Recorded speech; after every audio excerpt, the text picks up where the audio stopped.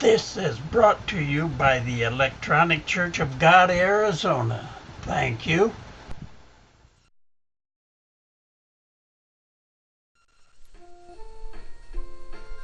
Welcome to October 31st, the fourth day of the week, the last day of the month of October.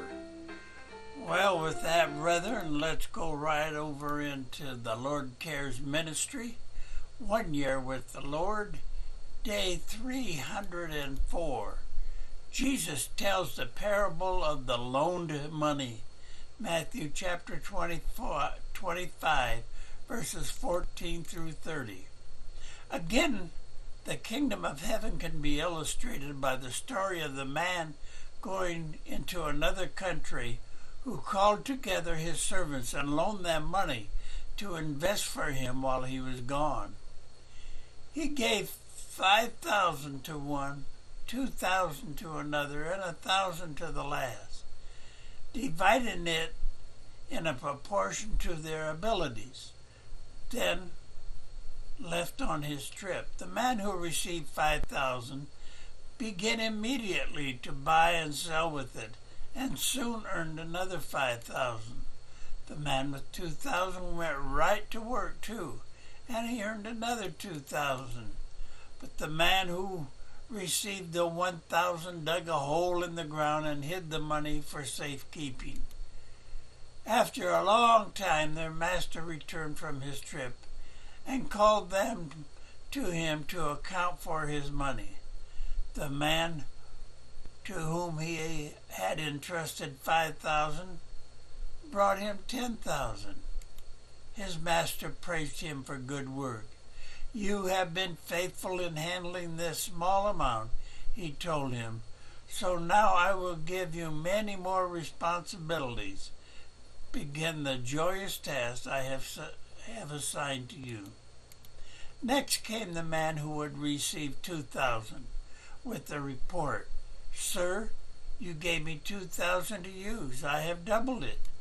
"Good work," his master said. "You are a good and faithful servant. You have been faithful over this small amount, so now I'll give you much more." Then the man with the 1,000 came and said, "Sir, I knew you was a hard man. I was afraid you would rob me of what I earned. So I hid your money in the earth, and here it is." But his master replied, "Wicked man, lazy slave, since you knew I would demand your profit, you should at least have put my money into the bank so I could have some interest. Take the money from this man and give it to the man with 10,000. For the man who uses well what he has given shall be given more, and he shall have abundance. But from the man who is unfaithful, even what little responsibility he has shall be taken from him. And throw the useless servant out into the outer darkness, where there be weeping and gnashing of teeth."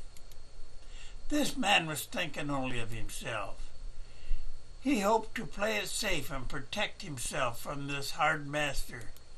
Therefore he was judged for his self-centeredness. We must not make excuses to avoid doing what God calls us to do. A good investment? The master divided the money among his servants according to their abilities. No one received more or less than he could handle.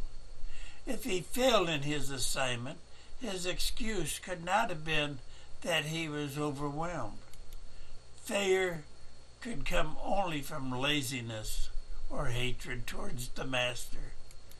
The talents represent any kind of resources we're given.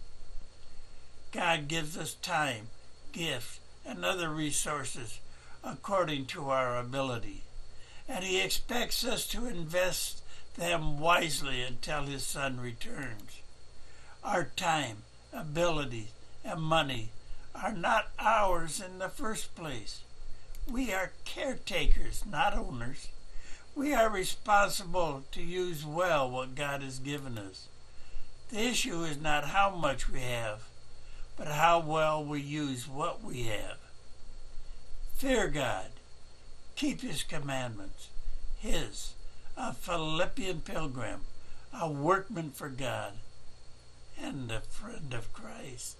And brethren, I ask you, if you are one that have abilities, but you hide them, and you're too lazy to use them to help others, get down on your knees. Repent.